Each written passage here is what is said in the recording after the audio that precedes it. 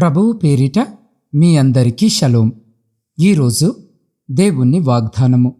యెహోవా నామము బలమైన దుర్గము, నీతిమంతుడు అందులోనికి పరిగెత్తి సురక్షితముగా నుండును. సామెతల గ్రంథం 18వ అధ్యాయం 10వ వచనం. ప్రియ సహోదరి సహోదరులారా, ఈరోజు ఈ వాక్యము వినిచిన మీ అందరికీ మన ప్రియ రక్షకుడైన యేసు క్రీస్తు నామమున ఈ నూతన దినపు శుభములను వందనములను తెలియజేయుచున్నాను. ప్రిలారా, దేవుని నామము మనకు ఆశ్రయము, కోట, దుర్గముగా ఉంటుంది. ఆయన నామములో పలికినప్పుడు మనము సురక్షితముగా బ్రతకగలము. ఆయన మనకు ఎత్తైన దుర్గముగా ఉన్నాడు. కాబట్టి ఆయనలో మనము జీవించుచున్నప్పుడు మనకు సంతోషము మరియు సమాధానము లభిస్తుంది. సర్వశక్తుడైన దేవుని నామమునకు మనము మొరపెట్టి ఆయన నామమును మహిమపరచినప్పుడు మనము పొందు దీవెనలు ఏమిటో మనము గమనించగలము. ఆయన నామము బలమైన దుర్గమునై ఉన్నది. యెహోవా నామము బలమైన దుర్గము, నీతిమంతుడు అందులోనికి పరిగెత్తి సురక్షితముగా నుండును అన్న వచనము ప్రకారం, ప్రియులారా, యేసు క్రీస్తు యొక్క నామము బలమైన దుర్గమని, ఆయన నామము అన్ని నామముల కన్నా పైనామమని లేఖనాలు తెలియజేయుచున్నవి. పరిశుద్ధ లేఖన భాగములను మనము పరిశీలన చేసినట్లయితే, ఆయన నామమందలి విశ్వాసము మూలముగా ఆయన నామమే మీరు చూచి ఎరిగి ఉన్న వీనిని బలపరిచెను అన్న వచనము ప్రకారం, ప్రియులారా, మీకుండేటటువంటి బహు గొప్ప బలము అనుట క్రీస్తు నామమునందు మీకు కలిగి ఉన్నది. క్రీస్తుని నామమే మిమ్మల్ని బలపరుచున్నది. క్రీస్తుని నామము మీకు ధరింపజేయబడి ఉన్నందున మీరు బలము కలిగి ప్రభువునకై గొప్ప కార్యములను చేయగలరు. ఒక దినమున అపోస్తలుడైన పేతురును యోహానును దేవాలయమునకు వెళ్ళొచ్చినప్పుడు అక్కడ తల్లి గర్భము నుండి పుట్టినది మొదలుకొని కుంటివాడయున్న ఒక మనిషిని చూసిరి. అతని కాళ్ళయందు బలము లేదు, జీవితమును చక్కగా నడిపించుకొను రాబడియు లేదు. తల్లాడుచున్న మోకాళ్లతో వేదన పడుచుండెను. అతని వద్ద పేతురు, వెండి బంగారములు నా యొద్ద లేవుగాని నాకు కలిగినది నీకిచ్చున్నాను. నజరేయుడైన యేసు క్రీస్తు నామమున నడుమని చెప్పి వాని కుడి చెయ్యి పట్టుకొని లేవనెత్తెను. వెంటనే వాని పాదములను చీలమండలను బలము పొందెను. ప్రియులారా, ఇట్టి అద్భుతమును చూసి భ్రమసి నిలుచున్న ఇశ్రాయేలీలను చూసి పేతురు, యేసు క్రీస్తుని నామమే ఇతనిని బలపరిచెను అను రహస్యమును వారికి తెలియజేశాడు. అపోస్తలుడైన పౌలు కూడా నన్ను బలపరచువాడు క్రీస్తే అని భరించెను. ఫరో గొప్ప సైన్యముతో రథముల బలముతోనూ ఇశ్రాయేలీలను తరుముచూ వచ్చెను. ఎట్టి ఆయుధములు లేని ఇశ్రాయేలీలు నిశ్చయముగానే వారిని ఎదిరించలేరు. అయితే వారు ప్రభువునందు బలపరచబడిరి. మోషే తన యొక్క కర్రను తిన్నగా చాపినప్పుడు ఎర్ర సముద్రము ఫరోను అతని సైన్యమును ముంచివేసింది. అప్పుడు మోషేయు మిర్యామును, యెహోవాయే నా బలము, నా గానము, ఆయన నాకు రక్షణయు ఆయను, ఆయన నా దేవుడు అని వారు పాడి స్తుతించారు. ప్రియులారా, ప్రభు యొక్క నామమును విశ్వసించి ఒప్పుకోలు చేసి యేసు క్రీస్తు అని చెప్పుచూనే ఉండండి. నా నామమునందు దేనిని అడిగినను దానిని చేసెదను అని ఆయన వాక్కునిచ్చి ఉన్నాడు.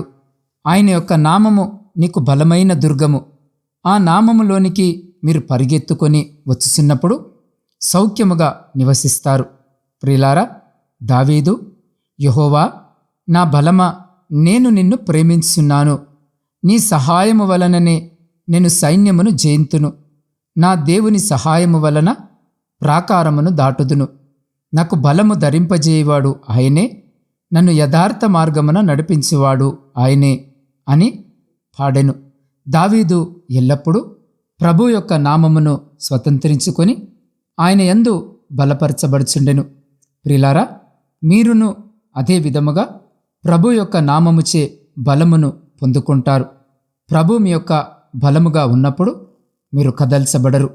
ప్రియులారా, ఒక వ్యక్తి తాను జీవితంలో పొందుకున్న సాక్ష్యమును గూర్చి ఒక దేవాలయంలో పంచుకున్నాడు. అతడు తన ఇంటర్మీడియట్ ముగించి కళాశాలలో చేరాడు. అతని కాలేజీ దినాలు ఎంతో మధురమైన దినాలుగా ఉండేను. అయితే కాలము గతించిపోవచ్చుండెను. దినములు గడిచిపోవచ్చుండగా ఆ యవన సహోదరుడు చెడు స్నేహితులతో కలిసి త్రాగుటకు ప్రారంభించాడు. ఈలాగు ఉండగా త్రాగకుండా అతను దినములను గడపలేక ఆ త్రాగుడు బానిసత్వములోనికి దిగజారిపోయాడు. ఎంత త్రాగినను ఇంక త్రాగవలననే దాహము అతనిలో అధికముగా కలిగెను. ప్రతిరోజు మద్యము త్రాగి తన ఇంటికి వెళ్ళేవాడు. తాగుడు అలవాటును విడవలేకుండా ఎంతో వేదన చెందాడు. తద్వారా కాలేజీకి వెళ్ళలేకపోయాడు. మద్యము తాగి అపస్మారక స్థితిలో పడి ఉండేవాడు. ఇటువంటి పరిస్థితులలో ఒకరోజు ఎంతో ఎక్కువగా తాగి నడవలేకుండా తూలుతూ ఉండెను. దీన్ని గుర్తించిన తన ఇంటివారు అతనిని వారి ఇంటికి తీసుకొని వెళ్ళారు. అతనిని తలంచి ఆ కుటుంబంలో ఉన్నవారు చాలా బాధపడ్డారు. తాగిన మత్తు వదిలిన తర్వాత అతని తల్లి అతనిని లేపి నిందించింది. అప్పుడు అతడు, నా జీవితము ఎందుకు ఈలాగున ఉన్నది అని తలంచి కన్నీరు కార్చడం ప్రారంభించాడు. దీని నుండి నన్ను ఎవరు కాపాడగలరు అనే ప్రశ్న అతని మనసులో మెదిలింది. అప్పుడతనికి తెలిసిన ఒక వ్యక్తి యేసు క్రీస్తు ప్రభు గురించి తెలియజేసి మరియు సమీపంలోని ప్రార్థనా మందిరానికి అతనిని తీసుకొని వెళ్ళాడు. వెంటనే అతను మరి అతని యొక్క తల్లి కూడా ఆ సమీపంలోని ప్రార్థనా మందిరానికి వెళ్ళి అక్కడున్న దైవజనుని ద్వారా ప్రార్థనను చేయించుకున్నారు. ప్రియులారా, ఆ దైవజనుడు ఆ యవనస్తునికి యేసు క్రీస్తు ప్రభుల వారి గురించి వివరించి తగిన సలహాలను చెప్పాడు. వెంటనే ఆ యవనస్తుడు యేసు క్రీస్తు ప్రభువుని తన స్వంత రక్షకునిగా అంగీకరించి ఆ యవన సహోదరుడు కూడా ప్రార్థించుటకు ప్రారంభించి మెల్లమెల్లగా కాలేజీ వెళ్ళుటకు ప్రారంభించాడు. ప్రార్థనతో పాటు వాక్య ధ్యానము చేస్తూ తిరిగి తాను ఫెయిలైన ప్రతి సబ్జెక్టులో ఉత్తీర్ణతను పొందుకొని దేవుని సేవను చేస్తున్నాడు. దేవునికే మహిమ కలుగునుగాక. అవును ప్రియులారా, దేవుని యొక్క నామము ఎంత శక్తివంతమైనదిగా ఉన్నదో గమనించండి. పై చెప్పబడిన సహోదరుని యొక్క జీవితంలో అద్భుతము చేసిన దేవుడు ఈరోజు ఈ వాక్యము వినిచిన్న మీ జీవితాలలో కూడా అద్భుతమును జరిగించలేడా? నిశ్చయముగా జరిగిస్తాడు. మీరు చేయవలసిందల్లా దేవుని నామమును స్థిరముగా హత్తుకొనండి. ఈరోజు మీ యొక్క జీవితంలో ఎన్నో సమస్యలు, చింతలు, కన్నీరు ఉండవచ్చును. మనలను చూసేవారు ఎవరున్నారో ఈ కష్టములలో నుండి మరలా బయటకు వచ్చుట ఎలా, ఎవరు మనకు సహాయము చేస్తారు అని బాధతో ఉన్నారా? ఒకవేళ వ్యాధి నిమిత్తము డాక్టర్ల యొద్దకు వెళ్ళి విసిగిపోయి ఉన్నారా? అయితే దిగులు పడకండి. ఎందుకంటే ప్రియులారా, మీ బాధలు, వేదనలు దేవునికి తెలుసు. ఆయన మనకు తోడయ్యుంటూ సహాయము చేసే దేవుడు. అందుకే నీవు నా దాసుడవనియు నేను నిన్ను ఉపేక్షింపక ఏర్పరచుకొంటిననియు నేను నీతో చెప్పియున్నాను. నీకు తోడయ్యున్నాను. భయపడకుము, నేను నీ దేవుడనై ఉన్నాను. దిగులు పడకుము, నేను నిన్ను బలపరుతును. నీకు సహాయము చేయువాడను నేనే. నీతి అను నా దక్షిణ హస్తముతో నిన్నాదుకొందును అని దేవుడు వాగ్దానము చేయుచున్నాడు. ప్రియులారా, సమస్యలను చూస్తున్నట్లయితే మీకు విడుదల దొరకదు. సమస్యలను తీర్చుటకు శక్తివంతమైన దుర్గముగా ఉన్న యేసు క్రీస్తు నామమును స్థిరముగా హత్తుకొనండి. నిజమైన విశ్వాసముతో ఆయనను హత్తుకొన్నట్లయితే నిశ్చయముగా ఆయన మీ ప్రతి సమస్య నుండి విడిపించి మిమ్మును ఆశీర్వదిస్తాడు. అవును ప్రియ సహోదరి, సహోదరులారా, యేసు క్రీస్తు నామము బలమైన దుర్గమని ఇప్పుడు మీకు అర్థమై ఉంటుంది. అయ్యో, మా జీవితంలో ఇంతటి భారమైన వేదన అనుభవించున్నాము. ఈ శోధనలు మాకే ఎందుకు రావాలి? మేము ఒంటరిగా బాధలను, కుటుంబ భారములను అనుభవించున్నాము. మాకెవరైనను సహాయపడతారేమోనని మనుష్యుల వైపు చూస్తున్నారా?